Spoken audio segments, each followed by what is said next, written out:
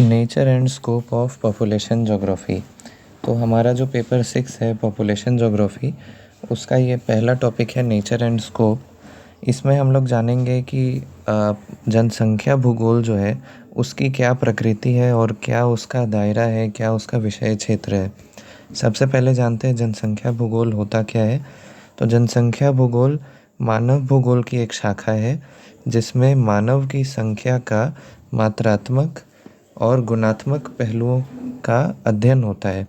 मात्रात्मक मतलब हो गया क्वांटिटेटिव नंबर्स के साथ उसका स्टडी होता है, और गुणात्मक मतलब हो गया कि उसका क्वालिटी के हिसाब से, मतलब कितना डिस्ट्रीब्यूशन है और कितना डेंसिटी है, वो सब स्टडी होता है। जनसंख्या भूगोल दुनिया भर में जनसंख्या का वितरण, घनत्व और उनके प्रवास आदि का भी अध्ययन करता है। जेटी टिवार्था जो है इनको फादर ऑफ पॉपुलेशन ज्योग्राफी कहा जाता है, क्योंकि इन्होंने 1953 में जनसंख्या भूगोल को भूगोल की एक शाखा के रूप में स्थापित किया था। 1953 में जनसंख्या एक खास भौगोलिक क्षेत्र में विशिष्ट समय अवधि में निवासित करने वाली मानव आबादी होती है। मतलब एक खास एरिया में एक खास टाइम के लिए जितना पॉपुलेशन, जितना मानव की संख्या निवास करती है, उसी को जनसंख्या कहते हैं। और ये जनसंख्या में जो बदलाव है वो पॉजिटिव भी हो सकता है और नेगेटिव भी हो सकता है।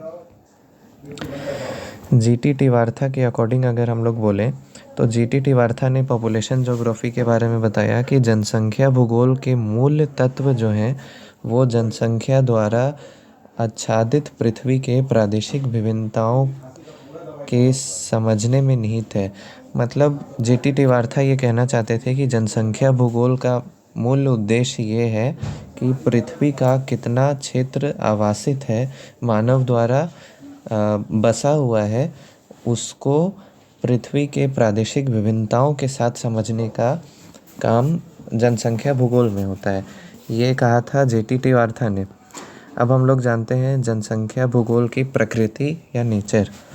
तो जनसंख्या भूगोल जो है वो पहला स्थानिक परिक्षेप में अगर हम लोग बात करें, परिप्रेक्ष्य में, तो जनसंख्या का ये वितरण बताता है अलग अलग स्थान में, अलग अलग प्रदेश में, कि जनसंख्या का वितरण कहाँ पे है और वहाँ का भौगोलिक स्थिति क्यों है। भूगोल में अध्ययन हो रहा है तो उसकी भौगोलिक स्थिति का भी अध्ययन करेंगे कि क्यों मैदानी क्षेत्र में ज़्यादा जनसंख्या निवास करती है, पहाड़ों में क्यों कम जनसंख्या निवास करती है। इन सब का अध्ययन जनसंख्या भूगोल में होता है। तो ये इसकी प्रकृति है। दूसरा, ये सिस्टमेटिक स्टडी है, यानी व्यवस्थित अध्ययन है। किसका? तो व्यवस्थित अध्ययन है जनसंख्या के प्रकार का, उसके अलग अलग पहलुओं का, चाहे वो मात्रात्मक हो या गुणात्मक हो। जनसंख्या का वृद्धि हो, जनसंख्या का ह्रास हो, उसका वितरण कहाँ पे है, उन सभी कारणों को, उनके परिणामों को देखा जाता है जनसंख्या भूगोल में। ये भी इसकी प्रकृति है। तीसरा है कि ये अंतर विषयी है, यानी कि इसमें अलग अलग विषय जैसे कि डेमोग्राफी, जनांकिकी, अर्थशास्त्र, अर्थशास्त्र हो गया, समाजशास्त्र, सोशियोलॉजी, इकोनॉमी, ये सब का स्टडी किया जाता है। इकोनॉमिक्स, ये सब को मिला जुला के हम लोग पॉपुलेशन ज्योग्राफी में साथ में पढ़ते हैं। और लास्ट है अप्लाइड। अप्लाइड का मतलब हो गया कि जनसंख्या से जुड़ा जितने भी समस्याएं हैं, जैसे कि शहरीकरण में जो दिक्कत हो रहा है, या शहरीकरण का क्या प्रभाव पड़ रहा है, संसाधन पे क्या प्रभाव पड़ रहा है मानव की अधिक निवास से, फिर विकास की नीतियों के लिए जनसंख्या भूगोल काम करता है। तो ये इसकी प्रकृति है कि ये व्यवस्थित अध्ययन करता है, बहुत सारे विषयों को साथ में लेके काम करता है, जनसंख्या संबंधी समस्याओं को सुलझाता है, और अलग अलग स्थान में और कौन सी सतह में जनसंख्या का वितरण होगा, इसके बारे में अध्ययन करता है। अब बात करते हैं इसके स्कोप की, यानी कि इसका विषय क्षेत्र।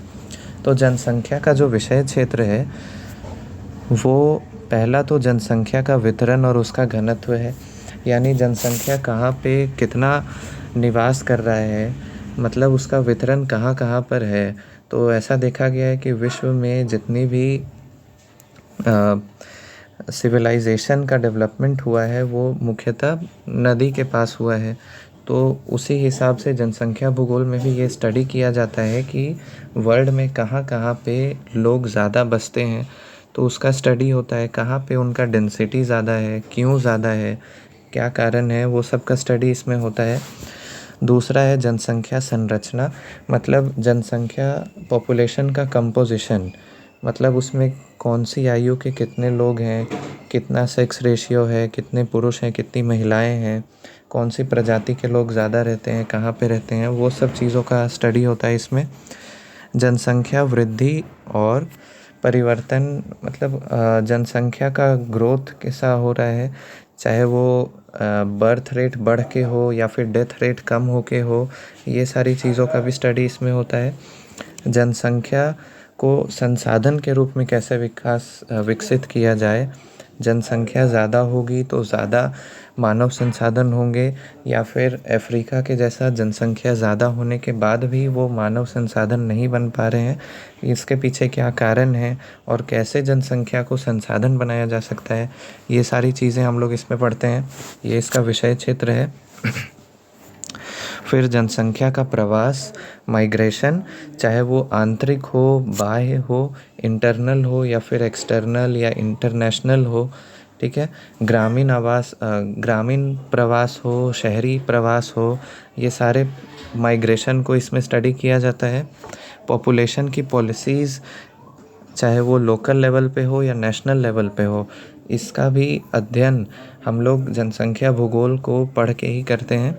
फिर शहर में मानव का आवास हो या ग्रामीण क्षेत्रों में मानव का आवास हो, तो वो कौन से पैटर्न को फॉलो करता है, वो सब चीज़ों का जो विषय क्षेत्र है वो जनसंख्या भूगोल के अंदर ही आता है।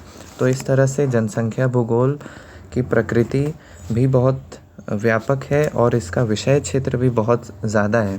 तो फाइनली हम लोग ये कह सकते हैं कि जनसंख्या भूगोल जो है वो ना केवल जनसंख्या का अध्ययन है, बल्कि इसके अध्ययन से हम लोग सरकार की नीतियों, किसी देश के आर्थिक विकास को बढ़ावा दिया जा सकता है, सामाजिक सुरक्षा में बढ़ावा दिया जा सकता है, और जनसंख्या का संसाधन पे पड़ने वाला प्रभाव और उसका सही दिशा में प्रयोग, ये सब जनसंख्या भूगोल के अध्ययन से संभव है।